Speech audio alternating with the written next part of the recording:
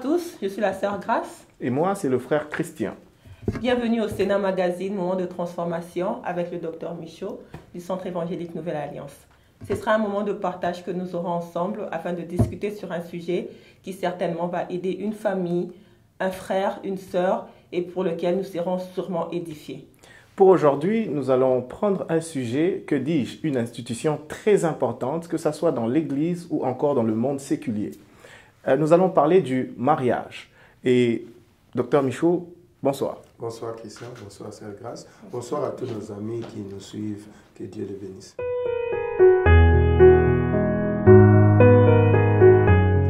Et dans le livre de Malachie, chapitre 2, le 14e verset, le Seigneur appelle la femme de l'homme la femme d'alliance. Hein? Une compagne d'alliance. Tu vois? Alors l'élément qui distingue le mariage selon la parole de Dieu d'autres relations qui s'apparentent au mariage, c'est l'élément alliance. Les autres relations, comme les bagues que nous portons ou autre chose, pasteur? Sœur Grace, ce n'est pas vraiment ça. Hein? Les gens vont porter des alliances, ils vont porter des anneaux pour juste symboliser leur engagement. Alors, quand nous parlons d'alliance, nous voulons parler essentiellement de 3 éléments dans une alliance, essentiellement, pour notre discussion. Donc, le Seigneur lui-même dit que le mariage est une relation d'alliance. Dans Malachie chapitre 2, verset 14, il dit bien que c'est une relation d'alliance. Et à partir de là, le Seigneur distingue les autres relations entre un homme et une femme. Parce que ces relations-là ne sont pas une alliance. Voilà pourquoi ces relations se brisent facilement. Voilà pourquoi les gens qui s'y engagent ne s'y engagent pas pour toute leur vie. Parce qu'il n'y a pas une alliance. Et là où on parle d'alliance, il y a premièrement un engagement total. Donc, s'il y a une alliance, les gens qui veulent entrer dans une alliance doivent se préparer à prendre un engagement total. C'est-à-dire, ils entrent dans une relation, mais alors là, totalement. Donc, automatiquement, ils ne peuvent plus regarder derrière ni ailleurs. Ils s'engagent totalement dans cette relation. Alors, deuxième élément dans l'alliance, c'est que Dieu doit établir les conditions de cette alliance. Quand les hommes se mettent ensemble et ils décident de faire quelque chose ensemble, ce qu'ils font n'est pas une alliance. Voilà pourquoi à tout moment, ils peuvent se retirer. Je vais te donner un exemple. Un contrat, par exemple, pour faire un travail. Tu entres dans une entreprise, tu signes un contrat et si les salaires changent, si les conditions de travail changent, tu démissionnes et tu vas dans une autre entreprise. Pourquoi? Parce que c'est une relation d'affaires, c'est une relation professionnelle, c'est une relation de travail, ce n'est pas une alliance. Je peux vous donner un autre exemple. Là où tu répares ta voiture, tu amènes ta voiture chez ton mécanicien, il répare ta voiture, Un jour, tu n'es pas content du travail qu'il fait, ou bien ce mécanicien-là prend sa retraite, il y a un nouveau qui vient, tu n'es pas à l'aise avec lui, tu changes de garage. Pourquoi tu le fais? C'est parce que ce n'est pas une alliance. Et dans une alliance, donc, il faut que les conditions soient, il faut qu'il y ait un engagement total, il faut que les conditions soient établies par Dieu, pas par les hommes. Et c'est là aussi que beaucoup de mariages ont échoué, parce que, il n'y avait pas un engagement total, les gens prenaient un engagement provisoire, un engagement partiel, une décision émotionnelle, mais il n'y a pas un engagement total. Deuxième élément, ils se mettent ensemble et ils établissent les conditions. Ou bien c'est le gouvernement qui a établi pour eux, ou bien ce sont leurs familles qui ont établi pour eux, ou bien eux-mêmes ils ont établi ces conditions. Mais ça, ce n'est plus une alliance. Il y a une alliance, c'est la parole de Dieu, quand c'est Dieu qui dit, voici les conditions, et ils appellent les hommes à adhérer à ces conditions. Et troisième élément, un sacrifice.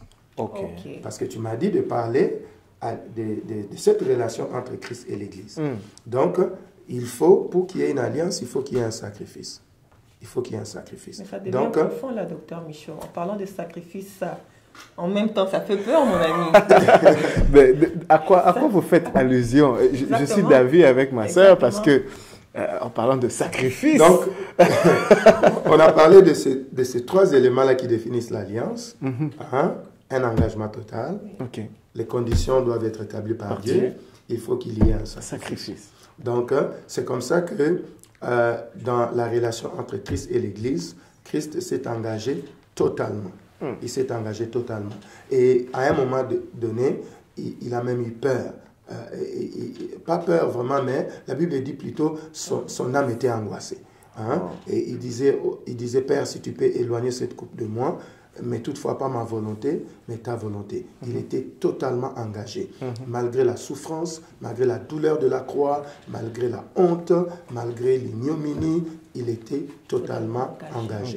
Et il s'est engagé selon, pas ses conditions, mais selon les conditions du Seigneur.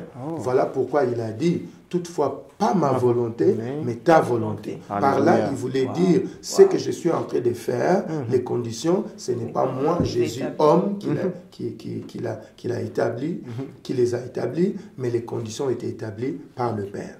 Et troisièmement, il y a eu un sacrifice. Christ ne peut pas épouser l'Église s'il ne se sacrifie pas. Donc, il s'est sacrifié à la croix. Il est mort pour qu'une nouvelle personne naisse. Et cette personne-là, c'est une personne où Christ devient la tête et l'Église le corps. Donc, pour refléter l'attachement dont le Seigneur parle dans Matthieu 19 en disant « Ils ne sont plus deux, mais un. » Donc, pour que Christ devienne un avec l'Église, il a fallu qu'il se sacrifie. Qu'il meure et qu'il ressuscite et qu'il amène l'Église aussi à la résurrection afin de former un seul être où Christ est la tête et l'Église est le corps. Mais pasteur, je suis vraiment impressionné par la manière dont vous maîtrisez le sujet et les téléspectateurs seront d'avis avec moi. Et là, beaucoup de questions me viennent. Exactement. Parce que vous expliquez carrément le sujet très facilement. J'aimerais faire un pas en arrière. Vous avez parlé d'engagement, d'un engagement total. La question me revient tout de suite, c'est est-ce qu'il y a mariage quand il y a engagement?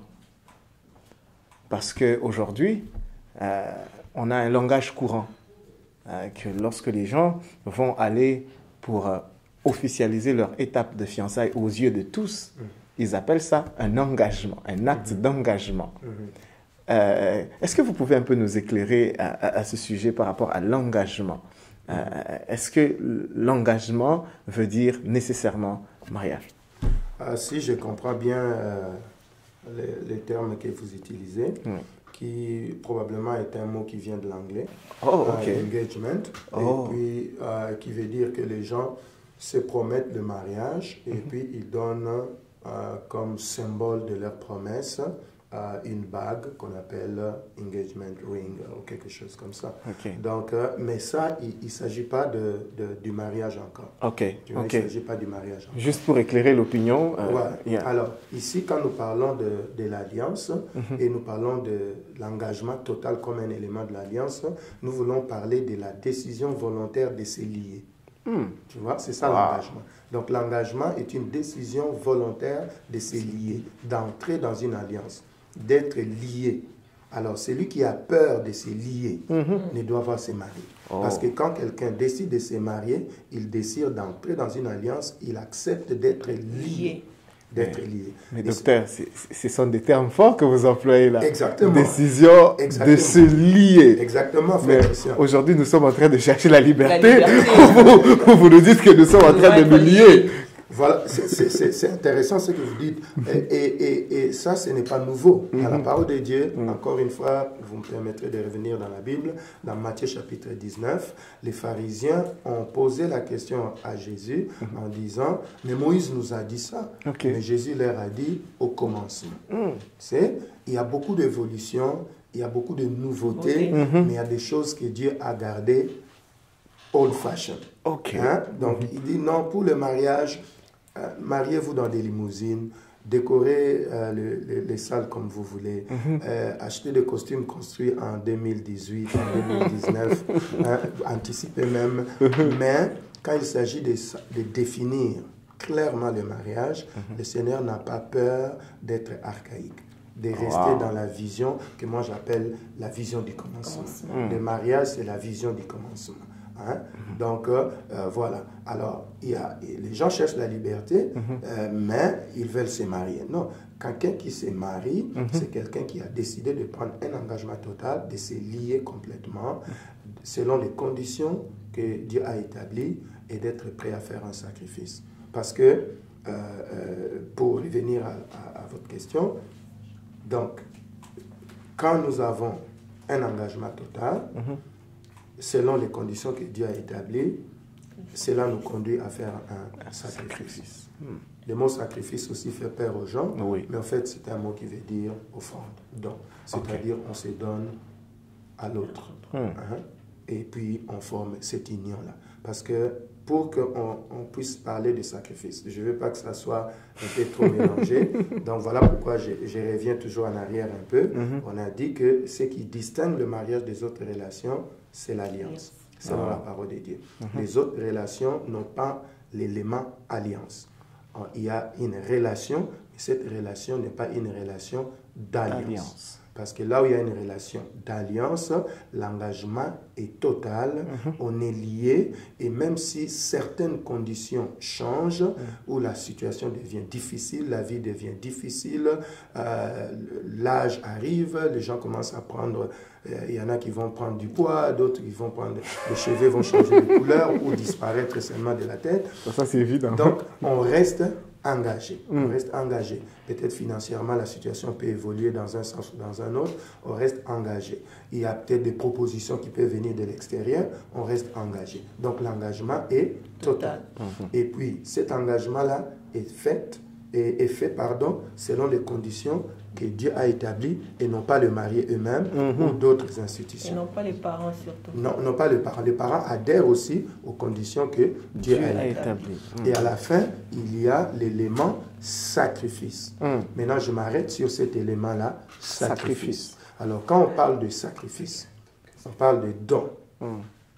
Alors, pour qu'il y ait sacrifice, il faut qu'il y ait mort. Oh, pasteur. Mais j'ai l'impression que... Vous m'avez demandé de parler selon la parole de Dieu. Wow. Pour qu'il y ait sacrifice, il faut qu'il y ait mort. Il ne faut pas avoir peur, les mariés ne vont pas mourir, ils veulent vivre longtemps. on a commencé par mystère. Pour le meilleur et pour le pire. Alors, il faut qu'il y ait mort. Et cette mort doit conduire à une nouveauté de vie. Et cette nouveauté de vie doit matérialiser l'union. Donc, le sacrifice aussi aura ces trois éléments-là. Premièrement, la mort. Il n'y a jamais eu de sacrifice sans perte de vie. Tu vois? Donc, si tu vas dans la parole de Dieu, chaque fois qu'il y avait sacrifice, il fallait que le sang soit donné. Et quand le sang est donné, c'était une vie qui était donnée. Voilà pourquoi le Seigneur a dit, la vie est dans le sang. Donc, chaque fois qu'on faisait couler le sang, c'était une vie qu'on donnait. Et quand les gens faisaient le sacrifice, c'était au fait pour ne pas se sacrifier eux-mêmes, qu'ils prenaient un animal pour les représenter, pour les remplacer au fait, et donner le sang de cet animal-là comme s'ils donnaient leur vie. Et quand le sang coulait, c'était la vie qui était donnée. C'est ainsi que le Seigneur a pris la chair humaine, pas la chair dans le sens du péché, mais le corps humain, et il a versé le sang, et c'est comme ça qu'il a donné sa vie, et qu'il a repris ça en revenant à la vie par la résurrection. Alors, donc, cela a permis au Seigneur d'avoir une nouvelle vie, et maintenant, l'Église vient, quand je dis Église, c'est-à-dire les hommes et les femmes qui acceptent le Seigneur, meurent dans leur ancienne vie, et ressuscitent dans une nouvelle vie. Maintenant, ils forment une union avec le Seigneur. Le Christ est ressuscité, et moi, le chrétien, qui meurt dans ma vie passée et qui ressuscite dans une nouvelle vie et qui peut maintenant faire une union avec lui, devenir une partie de son corps, un membre de son corps. Donc, maintenant, en parlant de marier, parce que je vis la réaction de la Sœur Grâce, elle dit, les gens veulent se marier, ils ne veulent pas mourir. Alors, cette mort-là n'est pas une mort physique. Mais c'est la mort dans l'égoïsme, c'est la mort dans l'individualité, c'est la mort dans l'indépendance, c'est la mort dans l'autonomie. Celui qui veut se marier doit mourir dans son célibat pour ressusciter dans le mariage. Il doit mourir dans son individualité. Il doit mourir dans cette vie égoïste qu'il avait, où il contrôlait tous ses choix et tout ça là, pour mourir dans son égoïsme, mourir dans son individualité et naître Dans le mariage. Dans le mariage. Dans une nouvelle personne. De dépendance. Cette personne-là, qui au fait est une en deux. Ou deux qui forment une. Où le Seigneur a dit, ils ne sont plus deux, mais une seule personne. Cette seule personne-là ne peut être formée que si les deux personnes, l'homme et la femme, qui entrent dans le mariage, meurent dans leur individualité, meurent dans leur égoïsme, et ils vont former maintenant cette nouvelle personne-là. Donc dans le mariage, je meurs pour moi pour vivre pour l'autre. Je meurs en moi-même, en mon égoïsme, pour vivre pour l'autre. Wow. Et maintenant, ça c'est le deuxième élément. Donc il y a cette nouveauté de vie-là. La mort, une nouvelle vie qui vient et qui permet l'union. Tu vois? Aucune personne ne peut être un avec Christ s'il ne meurt pas d'abord dans son péché et il ressuscite dans une nouveauté de vie. Donc, dans cette optique qu'ils disent qu'ils deviendront une seule chair. C'est dans cette optique qu'ils disent qu'ils deviendront une seule chair. Parce que c'est impossible que tu deviennes membre du corps du Christ si tu ne meurs pas dans son ancienne vie. La Bible dit, donc on symbolise ça par le baptême, n'est-ce pas? On dit on meurt et on ressuscite avec Christ. Et c'est comme ça, ça permet l'union. Et si deux personnes qui entrent dans le mariage ne meurent pas dans leur égoïsme, ne meurent pas dans leur individualité, ne meurent pas dans leur célibat, ils ne peuvent pas naître dans le mariage. Le mariage, c'est la mort du célibat. Ce n'est pas une prolongation du célibat, une prolongation comme tu veux dire. Donc, ce n'est pas une déformation du célibat, ce n'est pas une réformation du célibat. Une amélioration. Ce n'est pas une amélioration du célibat, ce n'est pas un célibat déguisé, c'est la mort du célibat pour naître dans le mariage. Et maintenant, cela va permettre l'union, et quand il y a union, il y a fruit. Quand il y a union, il y a fruit. Pasteur, nous avons un point que vous avez soulevé tout à l'heure, qui est celui de la dépendance. Nous sommes dans une société occidentale. Nous savons que dans certaines autres cultures, la dépendance est un peu plus facile. Je pense ici à la culture africaine. C'est facile pour quelqu'un de dépendre de l'autre. Ici, dans un environnement occidental où chacun veut dépendre de lui-même, dès le bas âge déjà, il prend soin de lui-même. Il apprend à travailler tout seul. Vivre aux dépens de quelqu'un, c'est très difficile. Mais quand vous dites que l'idée du mariage inclut la dépendance, qu'est-ce que cela devait, qu'est-ce que cela devait avoir comme idée dans le fond? Comment vous présenterez ça à quelqu'un qui, pour lui, vivre par lui-même, c'est ça l'idéal. Mais avoir quelqu'un à qui il va être redevable, il dépend de cette personne, ça devient un peu très difficile. Comment vous expliqueriez ça? Cela me ramène à la petite définition que nous avons essayé de donner partant des Écritures, en disant que le mariage est un mystère par lequel Dieu met un homme et une femme ensemble pour qu'ils forment une union qui reflète la relation qu'il y a entre Christ et l'Église. Et on a dit aussi, on essaye de donner cette définition sur base de la parole de Dieu. Et certainement, si je mets mon casquette de juriste et tu me demandes de définir le mariage, selon la loi, je donnerai cette définition autrement. Donc, maintenant, dans cet élément-là, et puis on a dit il y a 5 éléments là-dedans. Donc, il y a Dieu. Si on n'a pas Dieu, on n'a pas encore le mariage. On peut avoir un homme et une femme. Si Dieu n'est pas là, on n'a pas le mariage selon la Bible. Okay. Donc, il faut qu'il y ait un homme. Donc, il faut qu'il y ait un homme pour qu'il y ait un mariage. Il faut qu'il y ait une femme. Et il faut qu'il y ait une union. Il faut que les deux s'attachent. Il faut qu'ils se mettent ensemble. Parce que sans cette union, ils ne peuvent pas former la nouvelle personne que la Bible appelle former une seule chair. Et puis, il faut que leur union soit basée sur le modèle de la relation qui est entre Christ et l'Église. Maintenant, quand quelqu'un va étudier cette relation entre Christ et l'Église, il va comprendre cette dépendance-là. Parce que l'Église dépend totalement de Christ. L'Église n'existe pas sans Christ. L'Église ne vit pas sans Christ. L'Église n'a pas de destinée ni de destination sans Christ. L'Église n'a pas de vie sans Christ. Donc l'Église dépend totalement de Christ. il va dire ça comme ça dans les évangiles, sans moi, vous ne pouvez rien faire. Okay. Donc, c'est lui qui est chrétien. Il comprend déjà que le jour où il donne sa vie à Christ, il donne sa vie à Jésus, il refuse d'être indépendant vis-à-vis de lui-même, Okay. il devient dépendant du Seigneur. Okay. Il vit maintenant pour celui qui est mort pour lui. Et la Bible dit que ceux qui vivent, vivent pour celui qui est mort pour eux. Donc, maintenant, quand on vient maintenant dans le mariage, et cette idée-là d'indépendance, et avec d'autres idées, ont été présentées au Seigneur. Et dans Matthieu 19, le Seigneur a dit, au commencement, telle n'était pas la vision de Dieu. Au commencement, la vision de Dieu, c'est qu'il a pris un homme, il a pris la femme, il les a attachés, ils sont devenus une seule personne.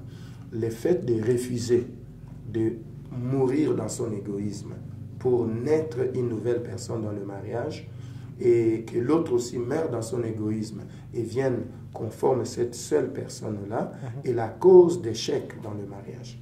Le fait de vouloir rester autonome, indépendant, libre, est un risque.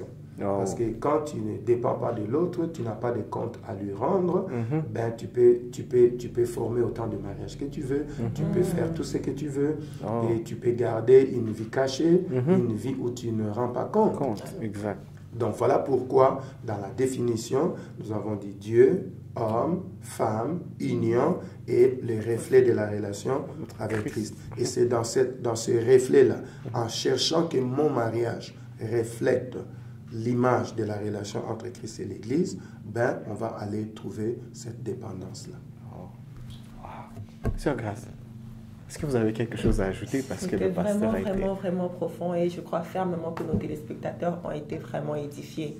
Sauf comme le docteur Michaud l'a dit, le mariage, c'est une relation que le Seigneur a établie. Pas un homme, pas un père, pas une mère.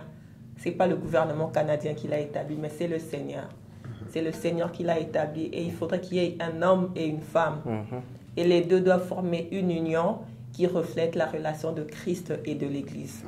Non pas la relation de leurs parents, non pas la relation de leurs amis, mais celle de Christ et de l'Église. Que le Seigneur vous bénisse.